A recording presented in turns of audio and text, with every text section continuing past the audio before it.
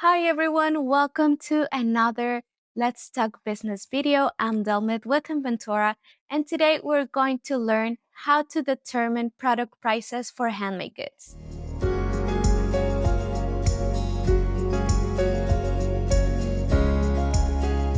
You know that I'm also a small business owner. I have a brand named Profundo, and it's a home decor brand.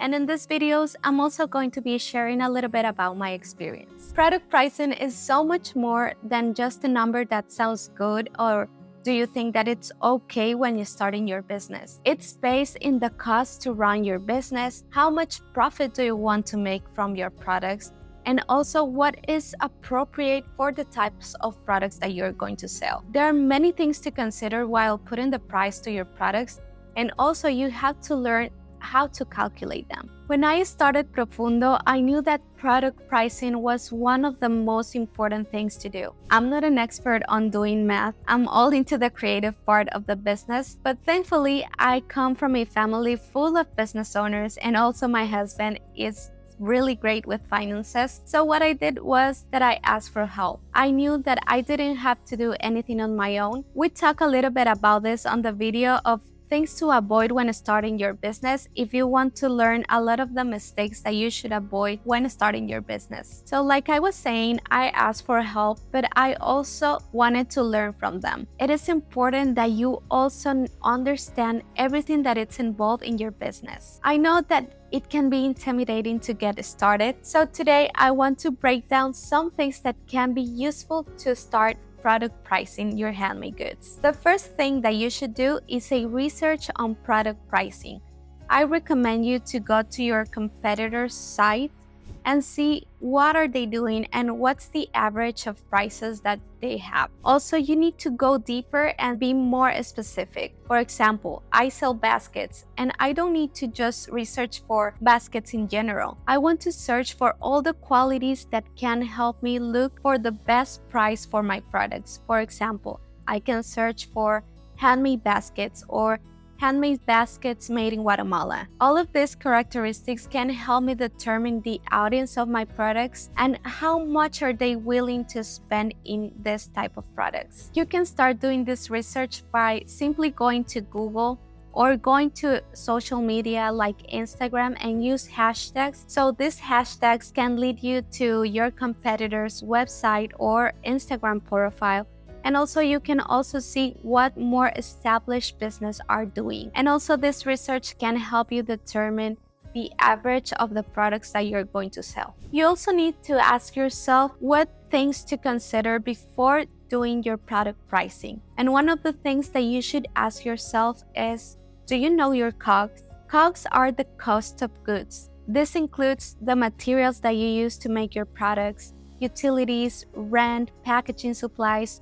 Are you going to include the shipping in your costs? All of these factors are going to help you when setting up a price for your products. It is also important to keep track of your business expenses, and it's better to do this with an automated system. And here, let me tell you that Inventora can be the perfect system for you. And the best thing here is that we also help you analyze your COGS. We can give you a cost breakdown per piece. This means that once you include the materials and supplies that are involved in making your products, we can give you the exact price of each piece. And this can help you to have the exact cost of each one of your products. Another question to ask yourself is, do you really know how to calculate product pricing? If not, I can help you with that. First, you will need to have all your variable costs. You will do this by adding everything that is involved on making one of your products. For example, the materials that you use, your packaging, your production time, all of those details. Once you have that number, then you will need to add the profit margin. Most of the small business owners will want to earn about a 20% margin after the variable costs. When considering this percentage, you also need to remember that you're going to be having fixed costs that I'm going to explain a little bit later in this video. And also you need to take in consideration your competitors' prices. Like you already did that research, it's going to be easier for you to figure this out. To get this number, you will need to get your variable cost and divide them by 1 minus 20%, that is your profit margin. Then you will need to convert this percentage into a decimal. So for example, if it's 20%, it is going to be 0.2. And once you have this decimal, you will divide 1 minus your profit margin. So visually, the equation is going to look like this. Variable cost per product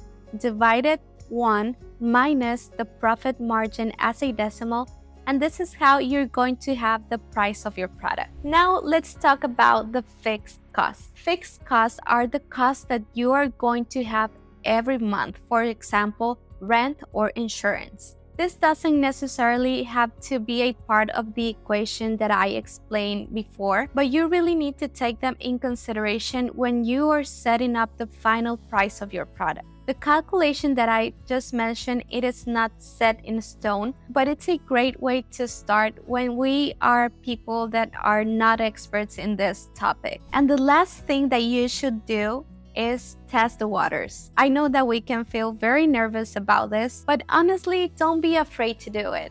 It's all about trial and error, and also your prices will need to adjust depending on the season and demand that you have. So it's completely okay if you change the prices. Figuring out how to determine your product prices can be an easy thing, but let me tell you that it's the thing that it's going to set the tone of your brand and how it is perceived. You're also going to be tempted to lower your prices because you think it is too expensive, but please keep in mind that you have put a lot of effort, so you need to be the first one that value all that effort and work that you have done, and you'll see that your audience is going to make that too. Remember that the most important thing when product pricing is fairness. Ask yourself, would you buy your product with the established price that you set? If the answer is yes, you're off to a great start. Thank you so much for watching, and don't forget to subscribe to our channel if you want to keep learning with me. Bye!